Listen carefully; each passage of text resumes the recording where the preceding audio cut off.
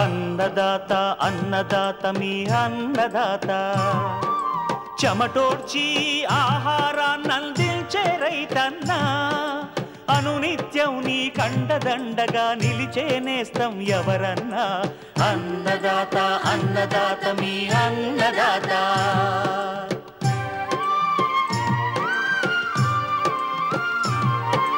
నూతన రీతుల సాగుబడికి నూరింతలు పెరిగే దిగుబడికి సూచనలిచ్చే సస్య రక్షణకు పశు పోషణకి శాస్త్ర విజ్ఞానం అందించి ముందుకు నడిపే తెలుగు రైతు భారతదేశానికి మకుటం అయ్యేలా తీర్చిదిద్దే ఆశయంతో మిమ్ము మేలు కొలిపేది అన్నదాత అన్నదాత అన్నదాత మీ అన్నదాత అన్నదాత అన్నదాత మీ అన్నదాత. అన్నదాత ప్రేక్షకులకు నమస్కారం. ఈనాటి ముఖ్యాంశాలు: వేసవి వడగాల్పుల నుంచి పంటలను సంరక్షించుకునే మార్గాలు, మామిడి కోతలు అనంతర జాగ్రత్తలు, భూసారాన్ని పెంచే పచ్చిరొట్ట పైర్లు పచ్చి ఆకు ఎరువులు, ఇంకా జై కిసాన్ వ్యవసాయ సమాచారం.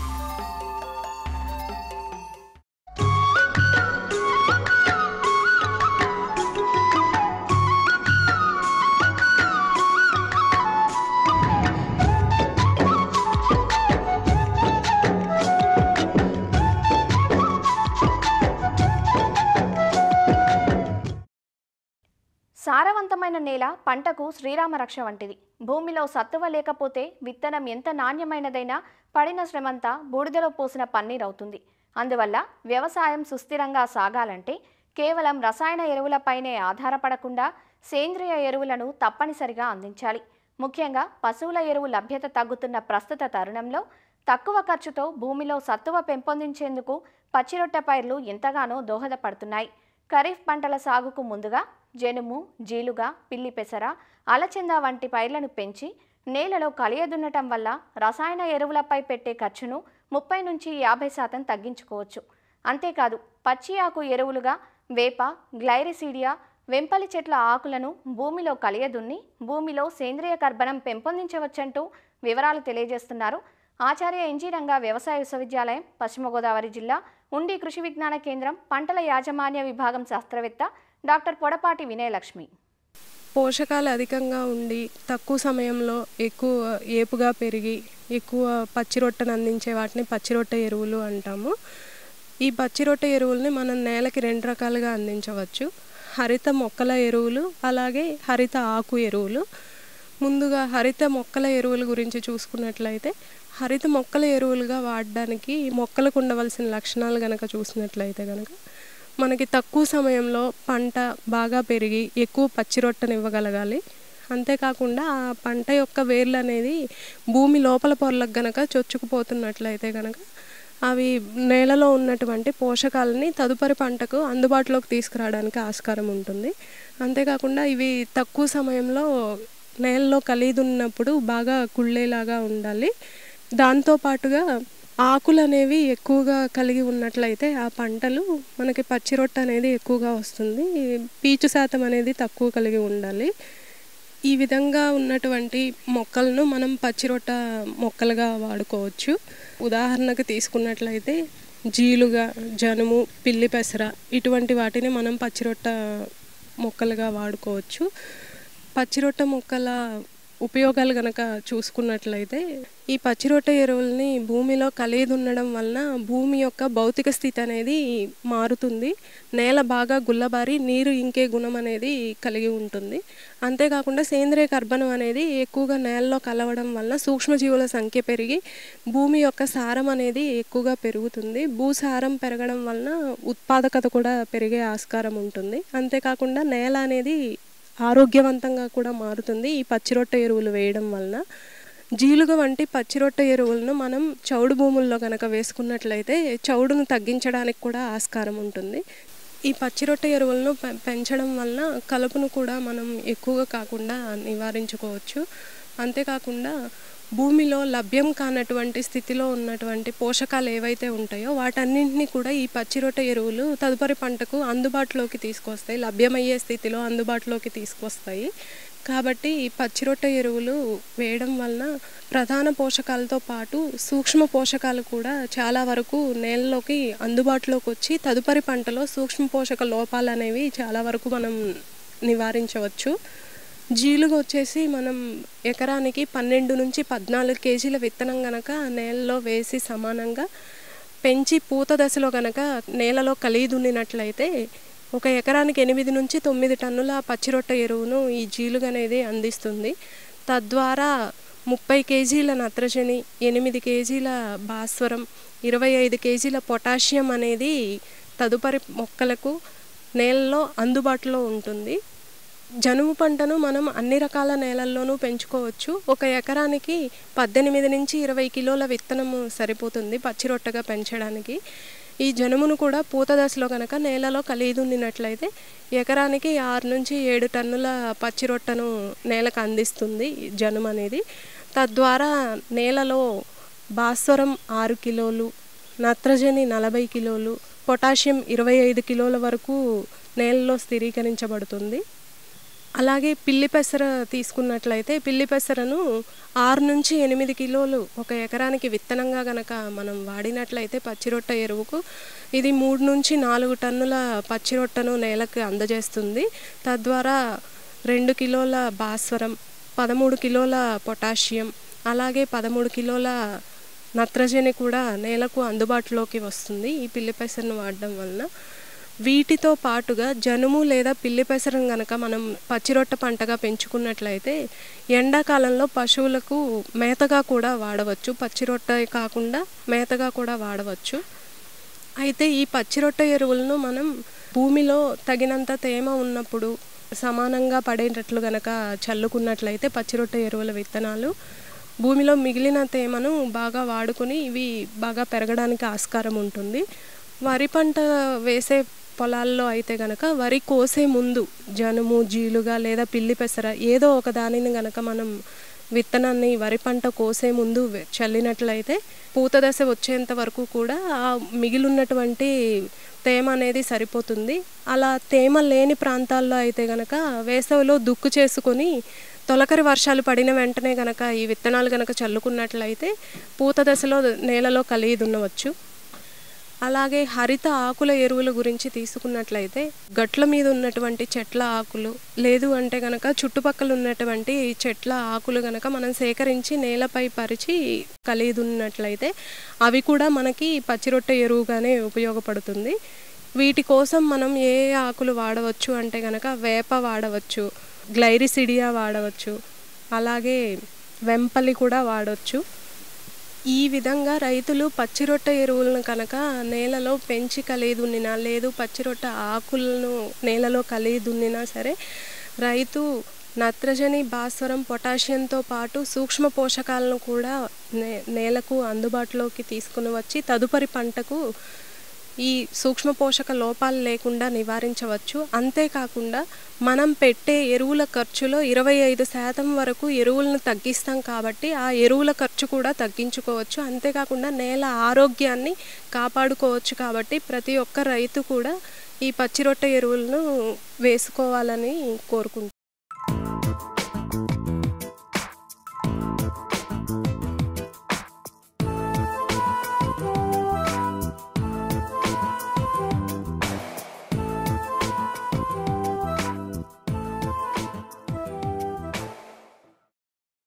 మధుర ఫలాలు మార్కెట్ను ముంచెత్తుతున్నాయి. చూడటానికి ఎంతో ఆకర్షణీయంగా ఉండే ఈ పండ్లు తీరా కోసి చూస్తే గుజ్జు తెల్లగా ఉండి చవ్వగా ఉండటం అందరికీ అనుభవమే. ఇందుకు ప్రధాన కారణం పక్వతరాని కాయలను కోయటం, నిషేధిత రసాయనాలతో కాయలను మగ్గించటం. ఇలాంటి పండ్లు ఆరోగ్యానికి హాని చేస్తాయి. అలా కాకుండా మామిడి కాయలు రసభరితంగా మధురంగా ఉండాలంటే సరైన పక్వదశలో కాయలు కోత చేసి కాయ మాగవేతకు సురక్షిత పద్ధతులనే ఆచరించాలి. ప్రస్తుతం మామిడి కోతలు జరుగుతున్న వేళ రైతులు, వ్యాపారస్తులు తీసుకోవాల్సిన జాగ్రత్తలు తెలియజేస్తున్నారు శ్రీ కొండా లక్ష్మణ్ తెలంగాణ రాష్ట్ర ఉద్యాన విశ్వవిద్యాలయం సంగారెడ్డి ఫల పరిశోధనా స్థానం ఉద్యాన శాస్త్రవేత్త డాక్టర్ హరికాంత్. మామిడి ఎక్కువగా కోత దశల్లో ఉంది. సో ఈ కోత దశలో చూసినట్టయితే చాలా వరకు రకాలలో బంగనపల్లి అనే రకము మనకి కోత దశలో, మరియు అదేవిధంగా దశేరి అనే రకము కొంచెం ముందుగా వస్తుంది కాబట్టి అది కూడా కోత దశల్లో ఉండడం గమనించాము. మనకు మంచి దిగుబడి అదేవిధంగా మంచి లాభదాయకం రావాలి అనుకుంటే కొన్ని సాంకేతిక పరిజ్ఞానము ఇందులో పాటించినట్టయితే మంచి లాభాలు కూడా గడించవచ్చు. మామిడిని కోసే సమయాన్ని చూసుకున్నట్టయితే ఎండాకాలం సమయం ఉంది కాబట్టి తెల్లవారుజామున కానీ లేదంటే సాయంకాలం కానీ కోత కోయడము మనము ప్రారంభించాలి. కోత కోసేటప్పుడు సికేచర్స్, సో ఈ కత్తర్లు పట్టుకొని మాత్రమే కోత కోయవలెను. సో అందులో కూడా దాదాపు మనము తొడిమెతో సహా అంటే 5 నుండి 6 సెంటీమీటర్ల తొడిమెతో సహా కోసిన ఎడల మనకి కాయ నాణ్యత మరియు సొన అనేది కారకుండా ఉంటుంది. సో ఏదైతే కోత కోసామో కోసిన తర్వాత వాటి అన్నిటినీ కూడా తలకిందులుగా పెట్టి 1 కానీ 2 సెంటీమీటర్ల ఏదైతే తొడిమ ఉంటుందో ఆ తొడిమ సైజు వరకు కట్ చేసిన ఎడల సోనా అనేది కారుతుంది. ఒక 2 నుండి 2.5 గంటల పైన మనము వెదురు కర్రలతో ఏర్పరచుకున్న చట్రంతో మనము ఈ కాయలని వాటిపైన ఉంచినట్టయితే సొన అనేది కారిపోతుంది. ఈ సొన కారడం వల్ల మనకి మామిడి పండు పైన ఎటువంటి మచ్చలు కూడా ఏర్పడవు. ఈ సొన కారిన తర్వాత కాయలని తీసుకొని ట్రేలో లేయర్ ప్రకారం అంటే వరుసలు ప్రకారం మనము అమర్చినట్టయితే కాయలు ఎటువంటి రాపిడి ఏర్పడకుండా కూడా ఉంటుంది. ఆ ట్రేలో కింద న్యూస్ పేపర్ కటింగ్స్ కానీ లేదంటే కుషన్ మెటీరియల్ కానీ ఏదైనా వేసినట్టయితే మనకి ప్రయాణ సమయంలో ఎటువంటి కూడా కాయకి దెబ్బ తగలకుండా మనము తీసుకెళ్ళగలము.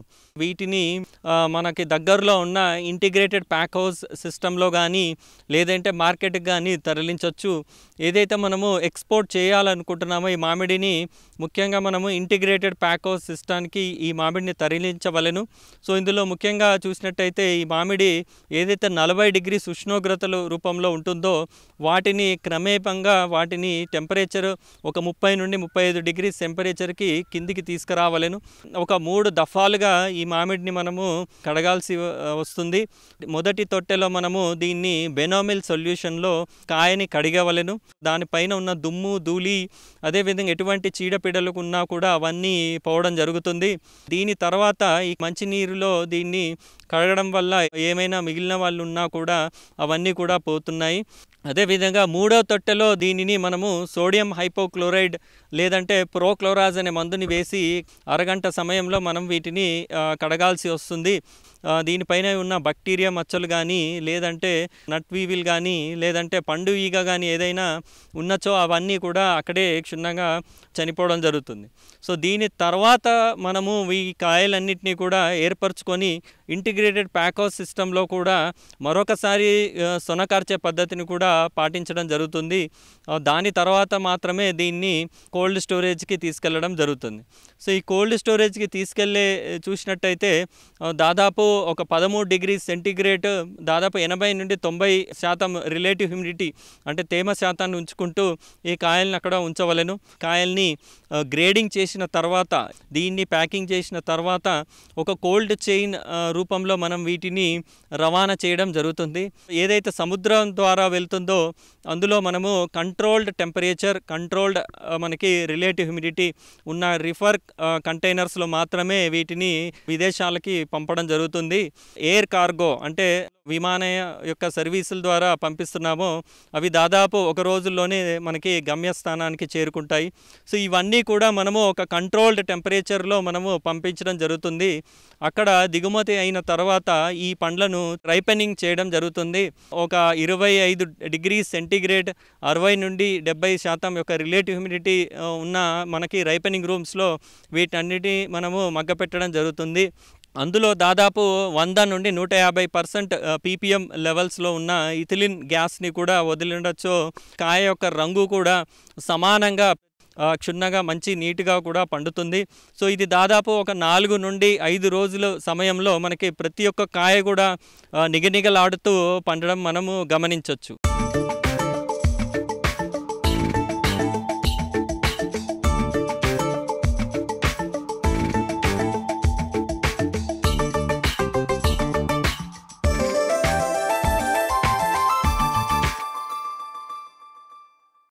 రోజు రోజుకు పెరుగుతున్న ఎండలు ఇటు మానవాళికి అటు వ్యవసాయానికి తీవ్ర ఇబ్బందులను కలగజేస్తున్నాయి.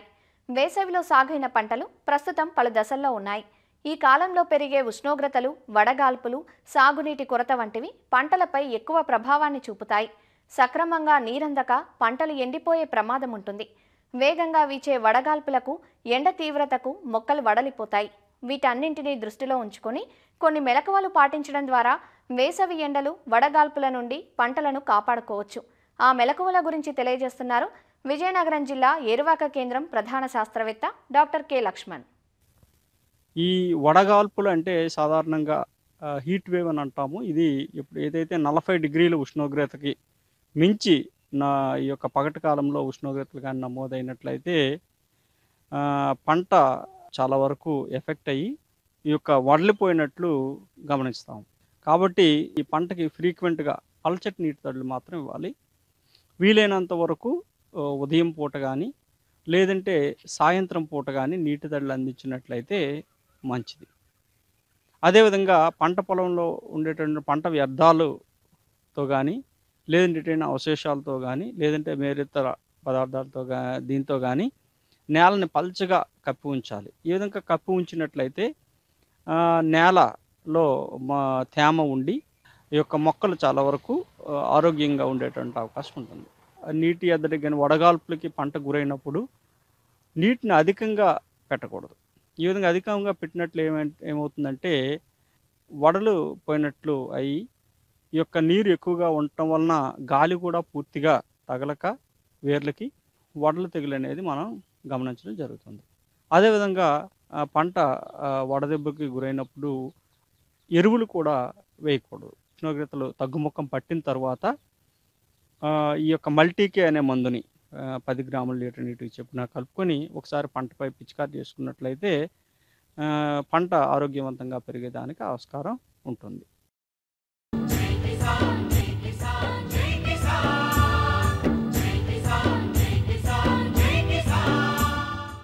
వ్యవసాయ సమాచారం ఇప్పుడు జై కిసాన్లో చూద్దాం.